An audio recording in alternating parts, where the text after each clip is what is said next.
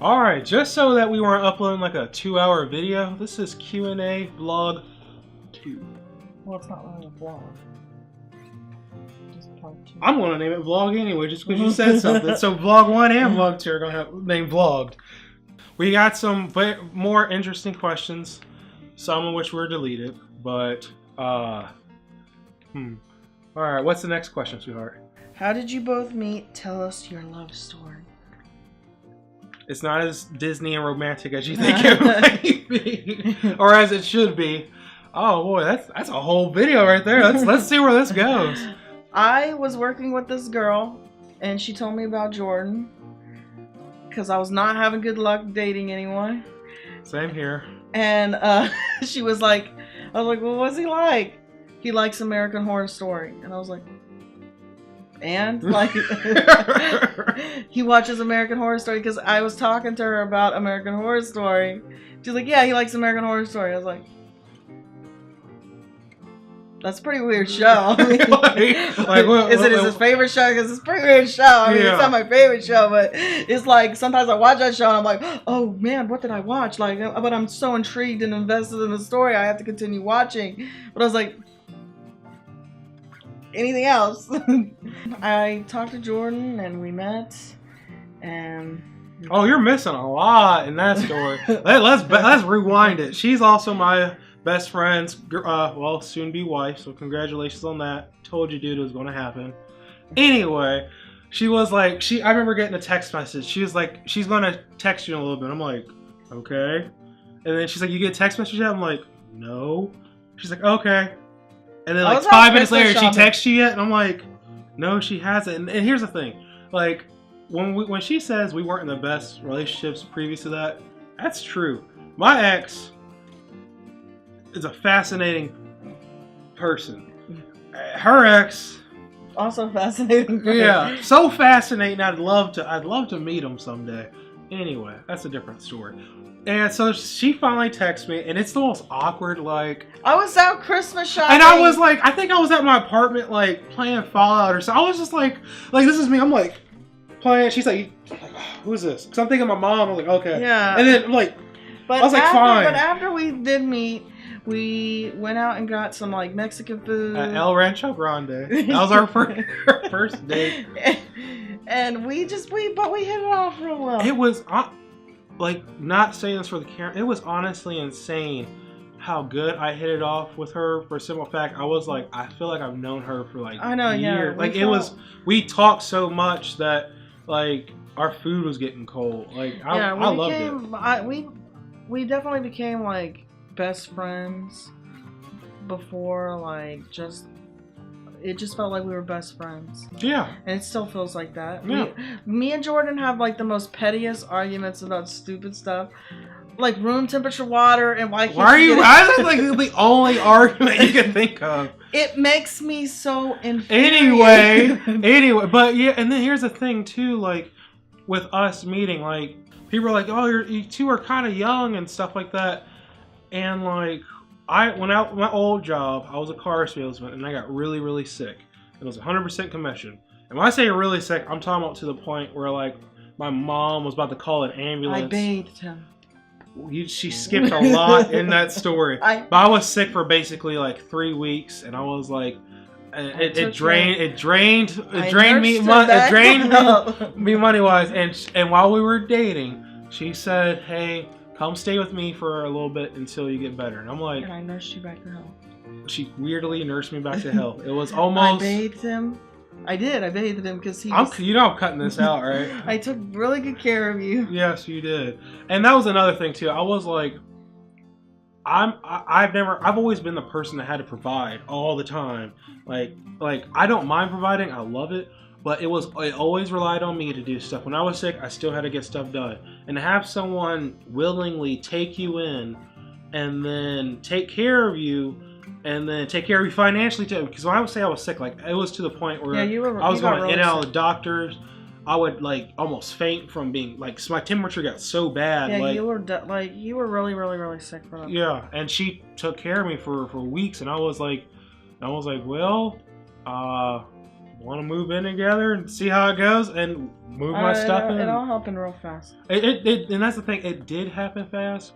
I know, and I've been hearing about other people. I'm like, oh, too fast. But I'm like, oh, me and Jordan kind of. Yeah, like. But yeah, that's our love story. Yeah. What's the next question?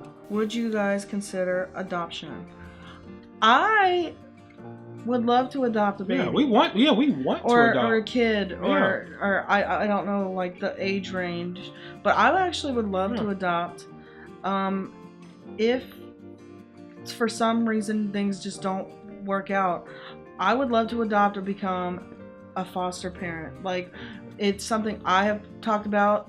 Like I said in our last video, I still haven't given up the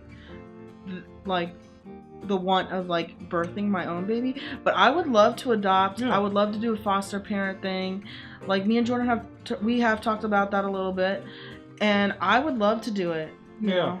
Only thing is with like, we would love to have our own kids first, and then we don't want it to be like next year, oh, it's not working, so let's adopt. And then with the foster care, like, we want to make sure that window of adopting is still there, because I think it'd be so heartbreaking to have some kid be like, I love you guys, and we're just like, oh my god, you're leaving tomorrow, we're not letting you go. You know, it's just like we've talked about a lot of different things, but we are very open to adoption. Very, very.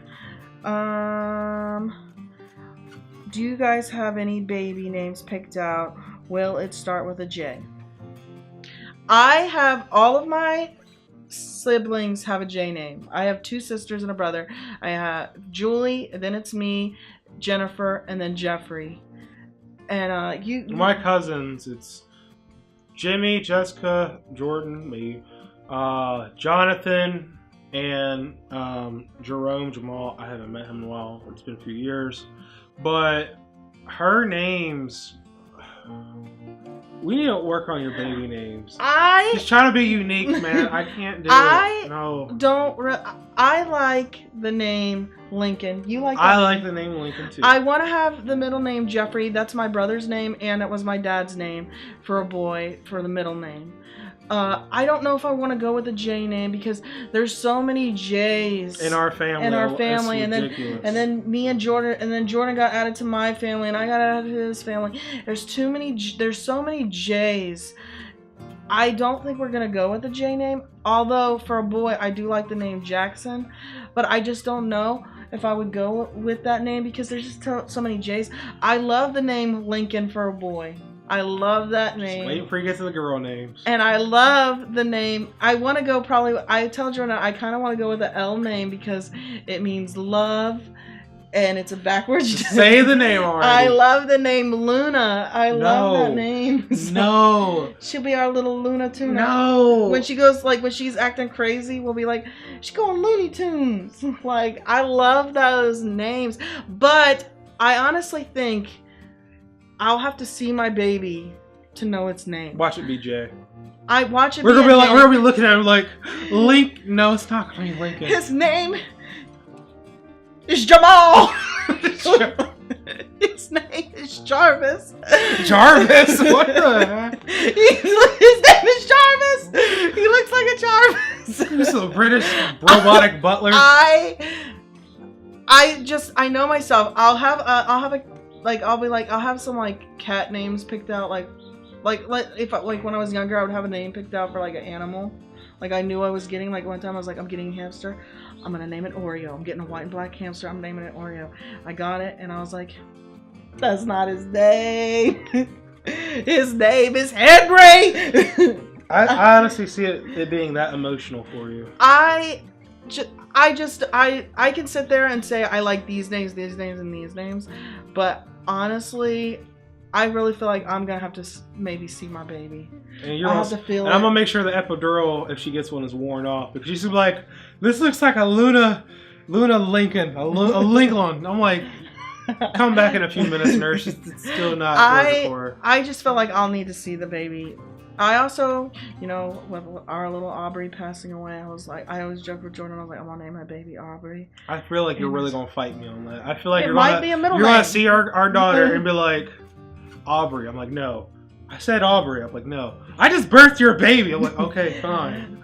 'Cause she says that now. She's like, when I birth your baby, I'm like, oh, I don't know. I don't know I don't know what my baby's name will be until probably I see the baby. Yeah, I agree. Because I mean, I might have names picked out, but I don't think I don't know if I want to go with a J name. Yeah. But like I said, I have to see my baby. Next question. I'm finally seeing a specialist soon. What should I expect during the initial consultation? If you're going to your first visit, you're not going to get very many answers in your first visit. These things also take time to get answers. It's not like what you see on TV. Oh, I can't get pregnant because of this reason.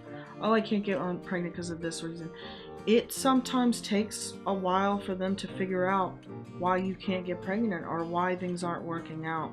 So don't go in expecting an answer like that.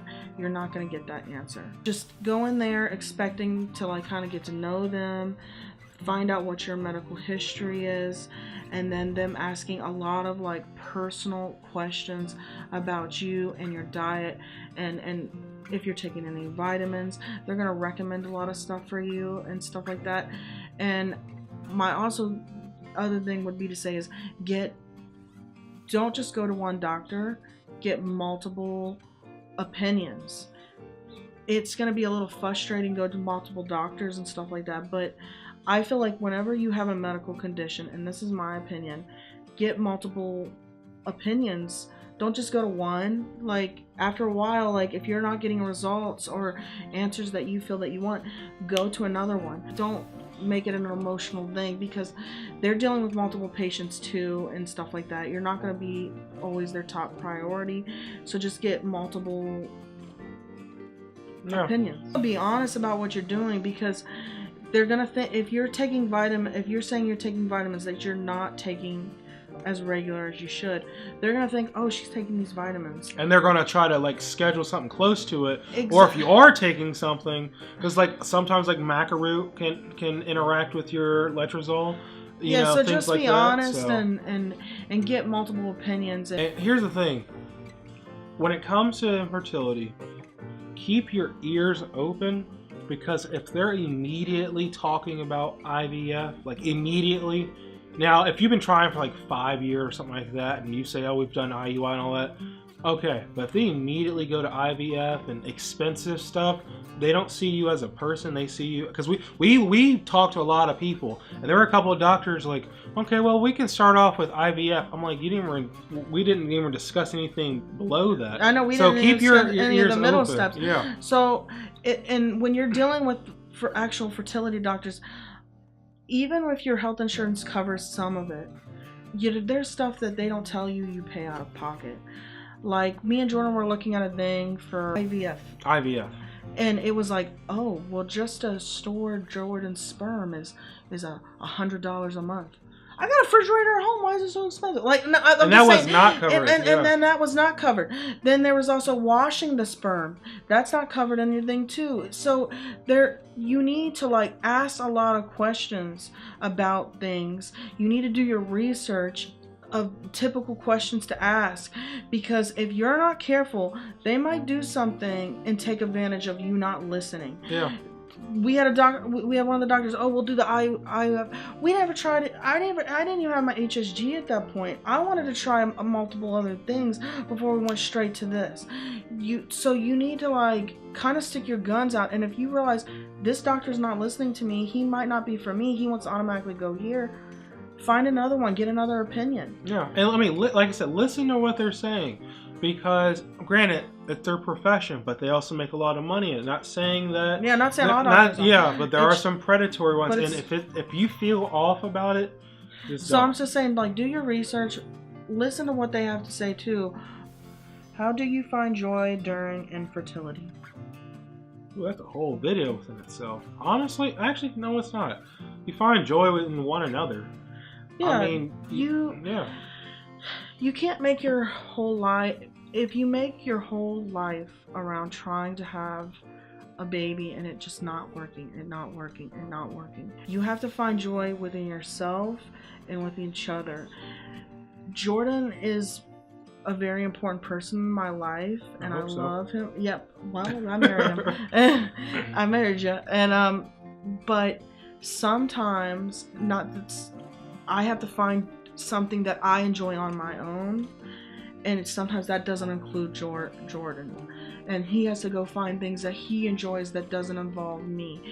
And that doesn't mean like we're breaking up or anything, but you have to find something that makes you happy. Like, just take a step back and breathe and stuff like that, and just don't let it consume your life, because if you let it consume your life, you're gonna start arguing. You're gonna start arguing, and you're gonna just be sad all the time. I think last year that was what was happening with me. I was so obsessed with trying to get pregnant, and when it didn't work, it didn't work. I mean, we started arguing more. It was really tough. If you can't let it consume your life and it be all about that, you can't let it be that. Yeah, because our biggest fear was because we started getting to the point where it wasn't about arguing about nuclear war. It was just the little things would set us off, and I'm talking about I think too, having pets does help with that too. Having something, it's not the same of having like a baby or a child, but having the cats and taking care of them helps me. I genuinely enjoy taking care of like animals. Having the cats here really just brings me at peace. I always tell Jordan, when me and Aubrey would be in the bed, I'd be like, I got my cat, I got my man, I got my bed. You know, having sometimes something to take care of really does help. And that's the thing too, like, besides having something to take care of, you know, if you have hobbies, enjoy them. And it's one of those things where, like I said, doing stuff together is what really helps. Yeah. Because our biggest fear was because last year it was getting to a point where it was getting shaky, and we were like, what's our luck is going to be? We're going to get pregnant, we're going to be very angry at each other, and then it's going to be that shift in between. Yeah, you just have to take a step back and breathe and relax. It was too hot during the summer for me to even consider taking a hot bath. Now that we're in fall and the weather's nice, I want to get back into doing my baths again, like doing little things for yourself. Like I would do a face mask once a week, like just stuff like that. Like, you have to take care of yourself and just find what makes you happy, and even if it's a little thing. For the gentlemen out there, that goes for you too as well. You know, because when we first started trying, I was like, okay, she's gonna get pregnant, we're gonna be fine, all that jazz. I was focused on her emotions, but I had to start focusing on myself too, because I started focusing so much on her and how she was feeling, and I started a lot of pressure. Because I was like, okay, let me take her out so she feels better, but I started suppressing myself as well. One of the things too is it's a lot of pressure. Like, when Jordan's going through a hard time with the infertility stuff, it's a lot of pressure on me to try to make Jordan happy, and he'll see that. He'll be like, oh, I'm sad right now, and it's really affecting Jody because she knows that I'm sad and I'm going through this hard time, and it's affecting her. And when it's me, I'll be like, oh, I'm affecting Jordan because I'm really sad about it. And you have to talk. There has to be that communication. Yes. It's not as simple answer as, oh, go outside and take a walk. It isn't that simple. You have to really sit down and talk and think with yourself and being like, I'm not happy. What are some things that make me happy? You got to be grateful for the things that you do have, instead of like always lusting after the things that you don't have. Yeah. Remember what made you fall in love, and keep doing that. Mm-hmm. The baby, it's going to happen, and the thing is, the baby is a cherry on top, but you can't have a happy family. You can't go through a journey or adventure together without remembering what made you both fall in love, and keep that up. All right, guys. So we're gonna relax. Like, subscribe, share our video, and if you're really into it, leave a comment below. You know, we're gonna be doing some more Q&A videos. Probably you all have a lot of questions, a lot of personal questions. We didn't answer any of those today. Yeah. But just please subscribe to our channel. Anyway, we'll see ya. Bye.